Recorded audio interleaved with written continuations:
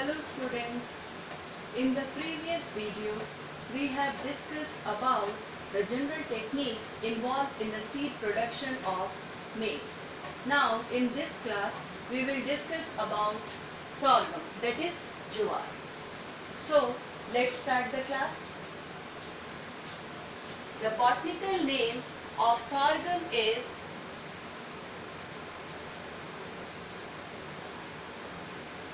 sorghum bicolor. So different general techniques are, first one is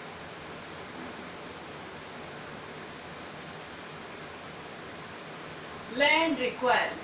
So let us see what is the requirement.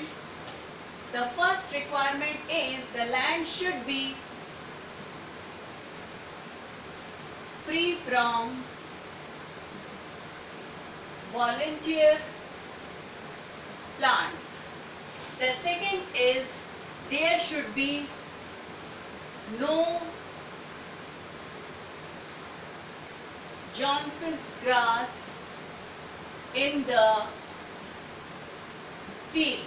Johnson grass, देखिए Johnson grass genus sorghum की ही एक दूसरी species होती है जिसका नाम होता है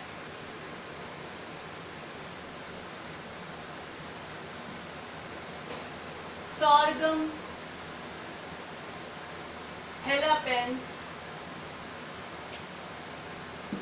सॉर्गम हेलापेंस, ये देखिए यहाँ ई रहेगा.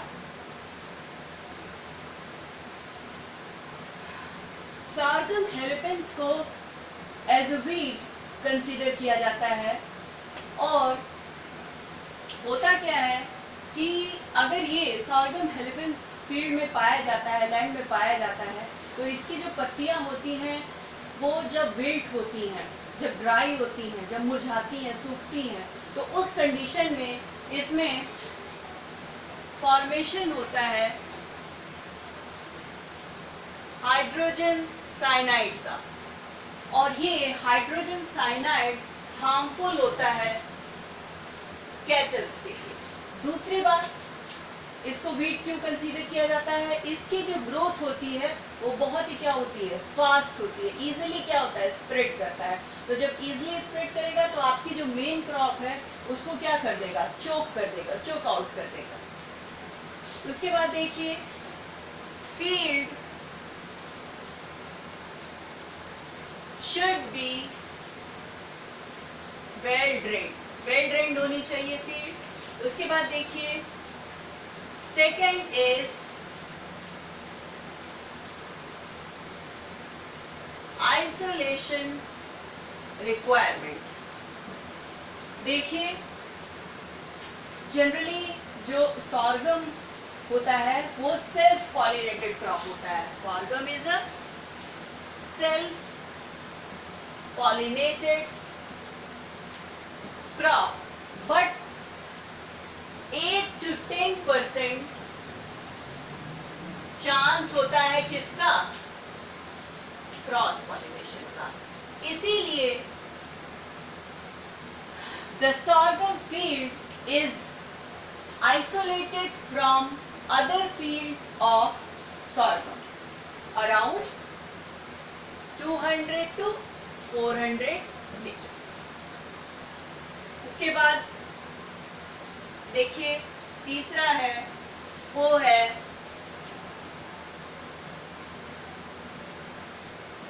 Cultural practices. कल्चरल प्रैक्टिसेस में देखिए क्या क्या होता है. पहला तो डीप प्लगिंग की जाती है.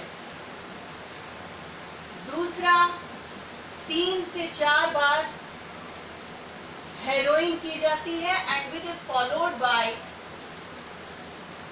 लेवलिंग. आपकी लैंड वेल ड्रेन्ड हो उसके लिए लेवलिंग होना, प्रॉपर लेवलिंग होना मस्ट. उसके बाद देखिए फोर्थ है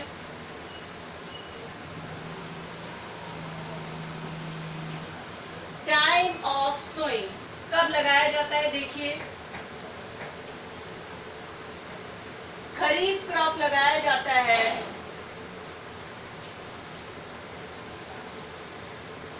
fourth week of June to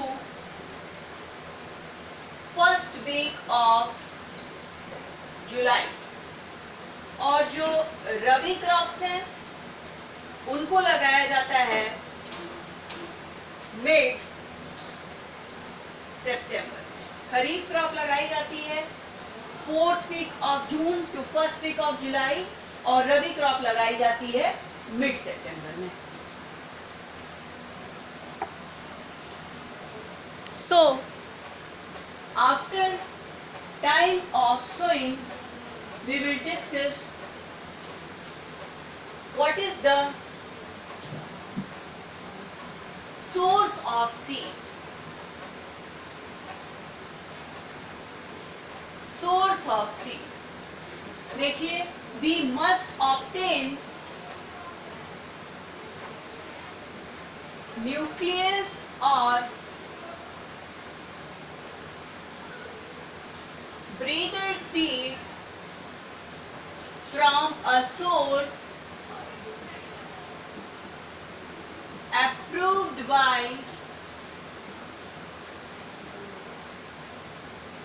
seed certification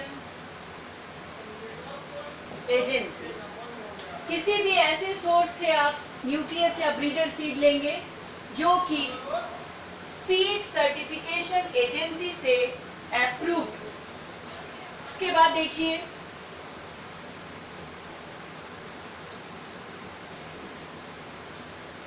method of sowing. Method क्या होना चाहिए सोइंग का? देखिए सीड्स शुड बी सोन इन रोज, रोज में लगाते हैं। और सीडिंग की जो डेप्थ होती है, सीडिंग डेप्थ वो होनी चाहिए 3 से 4 सेंटीमीटर। इसके बाद देखिए स्पेसिंग कितनी होनी चाहिए?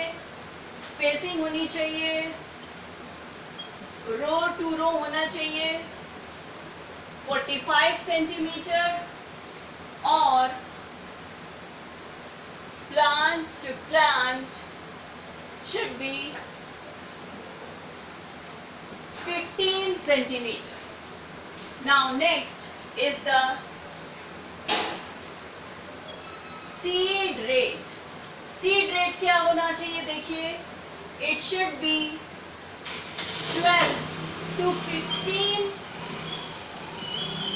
kg per hectare. Next is fertilisation. Fertilisation में हम लोग देखेंगे रिकमेंडेड डोज क्या है, नाइट्रोजन का, फास्फोरस का और पोटेशियम का।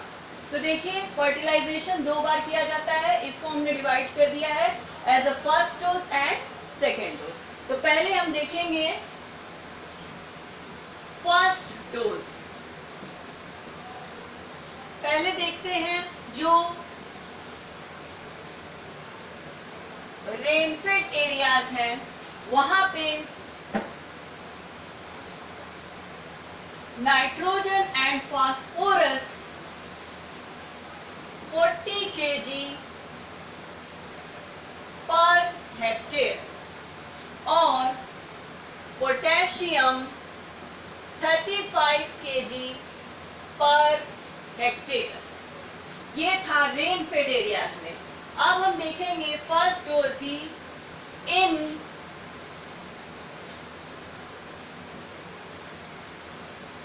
Irrigated areas. इरिगेटेड एरियाज में नाइट्रोजन अप्लाई करेंगे 60 kg पर हेक्टेयर और फॉस्फोरस 50 kg पर हेक्टेयर और पोटेशियम का जो अमाउंट होगा वो होगा 40 kg per hectare.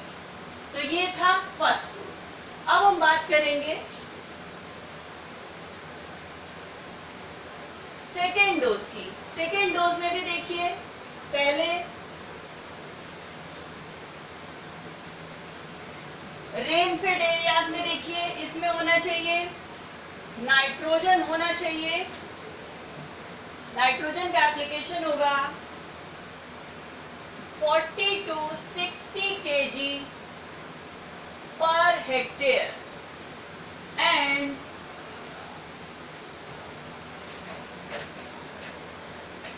Irrigated areas में 60 to 70 kg पर हेक्टेयर।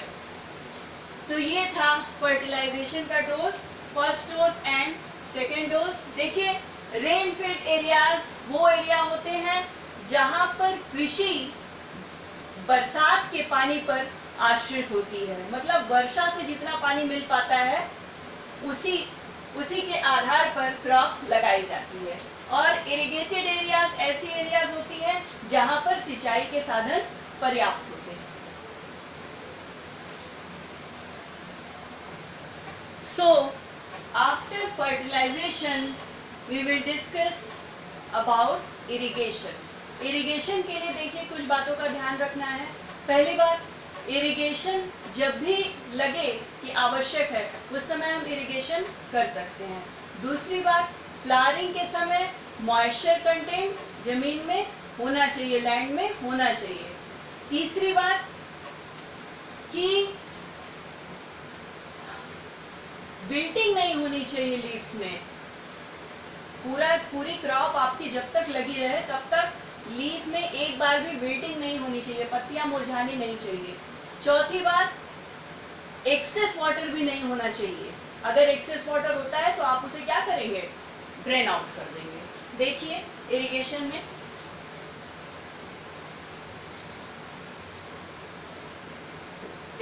में देखिए कुछ बातों का ध्यान रखना है। पहली बात, irrigate the crop when needed. Second thing, do not allow the leaves to wilt at any stage. तीसरा, ensure enough moisture content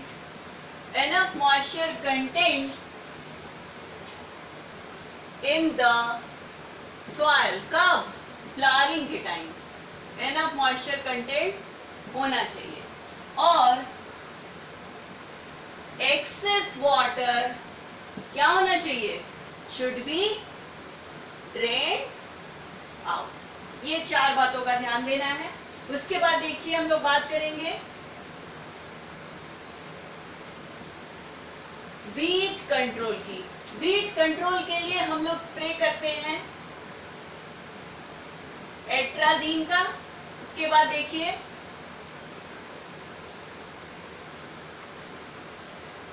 insect control के लिए देखिए शूट फ्लाई के लिए हम लोग अप्लाई करते हैं कार्बोफ्यूरॉन। स्टेम बोरर के लिए अप्लाई करते हैं इंडोसल्फान। और देखिए फिर इंसेक्ट कंट्रोल के बाद डिजीज कंट्रोल। डिजीज देखिए कौन कौन से हैं, जो जनरल डिजीज है, जो कॉमन डिजीज है। एक है जिसे हम कहते हैं शुगरी डिजीज। शुगरी डिजीज के लिए हम अप्लाई करते हैं जीरम। और एक और बहुत ही कॉमन डिजीज है, वो है लीफ स्पॉट डिजीज, जिसके लिए हम एप्लीकेशन करते हैं डाइथेन का।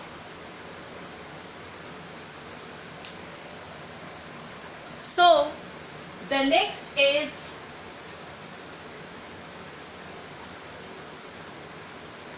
Ragging.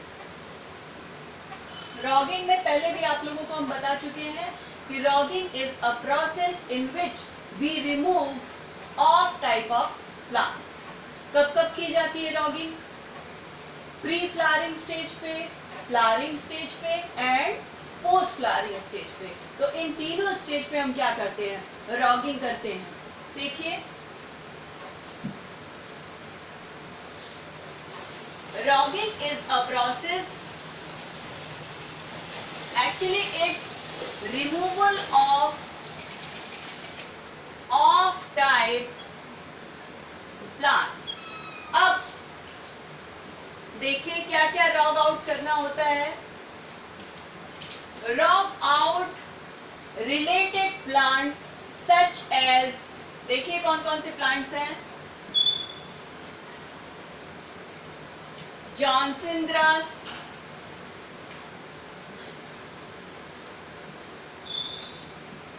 Sudan grass,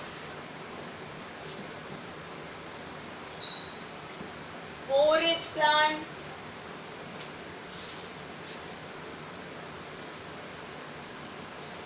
weak plants and diseased plants। तो इन सब वीड्स, जॉनसन ग्रास वीड होता है, सुडान ग्रास भी क्या होता है? एक प्रकार की हाइब्रिड वैरायटी होती है, सॉर्गम की ही हाइब्रिड वैरायटी होती है। और hybrid species, not variety, hybrid species होती है। Forage plants, weak plants, disease plants, तो इन सब सारे प्लांट्स को हम क्या करते हैं? रॉग आउट कर देते हैं। इसके बाद देखिए, next is harvesting and threshing। Seed crop must be fully ripe before harvesting। Harvesting से पहले जो आपकी सीड है वो फुल्ली राइप होनी चाहिए। थ्रेशिंग के लिए हम लोग थ्रेशर्स का यूज करते हैं। Threshing can be done by using threshers and before storage seed should be dried up to 10% moisture content. करीब 10% मॉइस्चर कंटेंट होना चाहिए बिफोर स्टोरेज। स्टोरेज से पहले इस बात का हमें ध्यान देना है कि जो मॉइस्चर कंटेंट है it should be up to 10%। इसके बाद देखिए सीडिंग।